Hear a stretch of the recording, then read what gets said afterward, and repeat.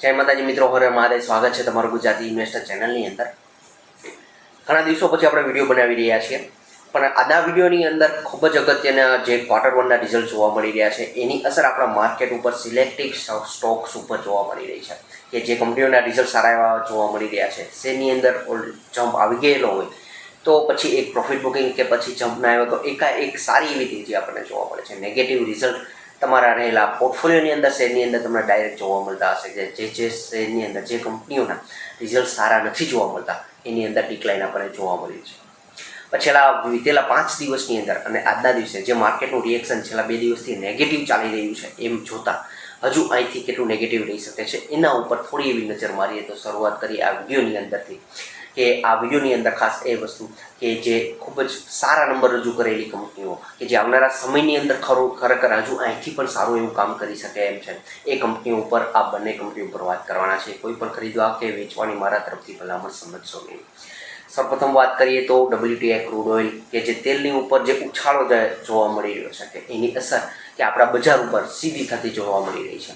કે જે bread crude oil 70-75ની આસપાસ જોવા મળતું હતું છેલ્લે આપણે વાત થઈ ત્યારે, પણ છેલ્લા 5 દિવસની અંદર જે ક્રૂડ ઓઇલ તમે ભાવ જોઈ રહ્યા છો કે બ્રેડ ક્રૂડ ઓઇલનો તેલનો ભાવ છે એ $95 ઉપર આપણને જતો જોવા મળ્યો છે.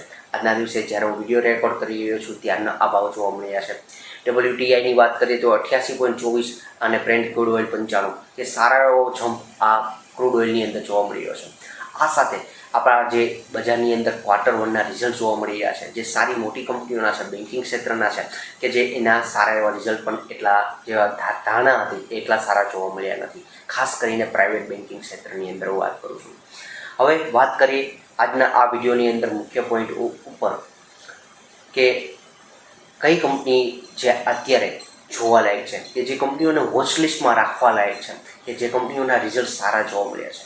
ખાસ આ ઉપર પોઈન્ટ ઉપર મિત્રો ભાર દેજો. કોઈ પણ નવી ખરીદી કરો છો, તમારા પોર્ટફોલિયોમાં આ કંપનીઓ છે, ક્વાર્ટર વનનું રિઝલ્ટ ઉપર નજર મારજો. પણ આજના વિડીયોની અંદર જે કંપની ઉપર વાત કરી છે એ કંપની કેમિકલ ક્ષેત્રથી બિલોંગ કરતી કંપની છે. અગાઉ પણ વારંવાર આ ક્ષેત્ર ઉપર હું ભાર મૂકેલો છે કે જે સ્પેશિયાલિટી ક્ષેત્રે કંપનીઓ કામ કરી રહી છે, સિલેક્ટિવ જે કંપનીઓ છે એ કંપનીઓના રિઝલ્ટ ઘણા સારા જોવા મળ્યા છે. દરેક કંપનીના પોઝિટિવ રિઝલ્ટ જોવા મળતા નથી, પણ આ વસ્તુ પણ ખાસ જોજો. આજની જે કંપની ઉપર વાત કરવી છે એ કંપનીનું નામ છે જ્યુબિલિયન્ટ ઇન્ગ્રેવિયા. જે કંપની જ્યુબિલિયન્ટ ગ્રુપથી બિલોંગ કરતી કંપની છે. Company pharma, nutrition, agrochemical, consumer, industrial chemical દરેક પ્રકારના કેમિકલ્સ બનાવે છે. ગુજરાતની અંદર 2 કંપનીઓ છે અને સાથે 2 પ્લાન્ટ અહીંયા ગુજરાતમાં છે, મહારાષ્ટ્રમાં છે અને એમપીમાં પણ છે. કંપનીના રિઝલ્ટ ઉપર થોડી એવી નજર મારીએ તો રેવન્યુ એ કંપનીનો જે ધંધો છે એની અંદર 25% જમ્પ જોવા મળ્યો છે. નેટ પ્રોફિટની અંદર 40% જમ્પ જોવા મળ્યો છે. EPSની અંદર 41% જમ્પ જોવા મળ્યો છે. સારું એવું પોઝિટિવ રિઝલ્ટ કહી શકીએ. બીજી વસ્તુ, શેરના ભાવની ઉપર વાત કરી કે શેરના જે ચાર્ટ ઉપર જોશો તો 2021ની અંદર આ કંપની આવેલી હતી, ત્યાર પછી આ કંપનીનું જે પોઝિટિવ જેવું જોઈએ એવું રિઝલ્ટ જોવા મળ્યું નથી. આ સિવાય આ સેક્ટરની અંદર પણ તેજી આપણને જોવા મળતી ન હતી. અત્યારે જોતા જે સિલેક્ટિવ જે કેમિકલ શેર દોડી રહ્યા છે એના ઉપર આ કંપનીને એક ધ્યાન મૂકી આ કંપની ઉપર વોચલિસ્ટમાં રાખવી જોઈએ. અત્યારે 750 આસપાસ આ કંપનીના શેરનો ભાવ ચાલી રહ્યો છે. જ્યુબિલિયન્ટ ઇન્ગ્રેવિયા જે કંપની ઉપર ધ્યાન દોરી શકાય એવું છે, વોચલિસ્ટમાં રાખી શકાય એવું છે, એક સ્મોલ કેપ કહી શકીએ એવી કંપની છે. 11,800 કરોડનું માર્કેટ કેપ ધરાવતી આ કંપની છે. ખાસ આ વસ્તુ ધ્યાનમાં રાખજો મિત્રો, કંપની ઘણી નાની છે. ત્યાર પછી એક બીજી એવી નાની કંપની અને AI પ્લેટફોર્મ ઉપર કામ કરતી, ક્લાઉડ ક્ષેત્રે કામ કરતી, જે ઇન્ડિયાની અંદર સારું એવું કામ કરી રહી આ કંપની, કે જે કંપનીની અંદર L&T ગ્રુપનું 18.45% પોતાનું રોકાણ છે. L&T જે નામચીન કંપની આપણા ઇન્ડિયાની, આ કંપની ઉપર આ કંપનીમાં એમનું રોકાણ પણ છે. E2E નેટવર્ક્સ કે જે કંપની ઉપર આપણે વાત કરી છે, જે કંપનીનું રિઝલ્ટ એક સારામાં સારું જોવા મળ્યું છે. સારામાં સારો જમ્પ, એક ટર્નઆઉટ કહીએ કે જે લોસમાં ચાલતી કંપની કે અત્યારે પ્રોફિટેબલ બનેલી છે, જેની ઉપર થોડા એવા રિઝલ્ટ ઉપર પહેલાં આપણે નજર મારીએ અને આ કંપની કઈ ક્ષેત્રમાં કામ કરે છે એની ઉપર આપણે વાત કરીએ. તો કંપનીના રિઝલ્ટ ઉપર તમે નજર મારશો તો Q&Q જોશો તો 63% જમ્પ છે. રેવન્યુની અંદર YOY એટલે જે ગયા વર્ષે કેટલો ધંધો કર્યો હતો અને અત્યારે કેટલો ધંધો આ વર્ષે કરેલો છે તો એના ઉપર 332% જમ્પ જોવા મળતો છે. તમે ચાર્ટ ઉપર જોવા મળતું હશે. આ સિવાય નેટ પ્રોફિટની અંદર, નેટ ઇન્કમની અંદર વાત કરીએ તો 66 કરોડનો જમ્પ જોવા 66% જમ્પ જોવા મળ્યો છે. 66% આવકની અંદર જે છે 229% જમ્પ એનો યર ઓન યર જોવા મળ્યો છે. આ સિવાય નેટ પ્રોફિટ જે આજથી વીતેલા ક્વાર્ટરની અંદર 2 કરોડનો લોસ હતો, આ કંપની 43.88 કરોડનો પ્રોફિટની સાથે આ કંપની આવેલી છે. EPS જે 0.14નું જોવા મળતું હતું એ EPS જમ્પ મારી 2.14નું થયેલું છે અને સારું EPS જોવા મળી રહ્યું છે કે જે ડબલ ડિજિટની અંદર પ્રોફિટમાં જમ્પ જોવા મળ્યો છે. એવી જ રીતે એના રેવન્યુ અંદર 3 ડિજિટની અંદર જોવા મળ્યો છે.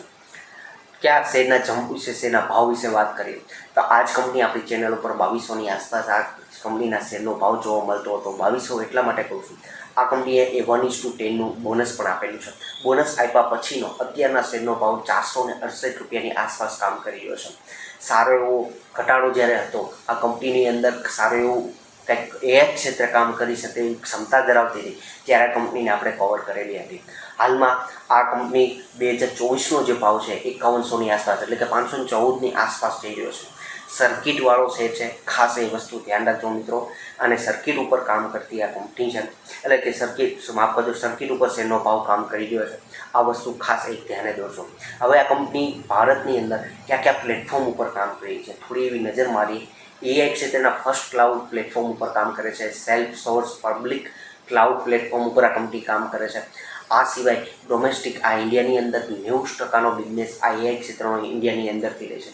કઈ કંપનીઓ આ કંપનીને ઓર્ડર આપી રહી છે તો ઝોમેટો છે, કાર24 છે, આ સિવાય નાયકા છે, ઇન્ડિયા માર્ટ છે, હેલ્થ કાર્ડ છે.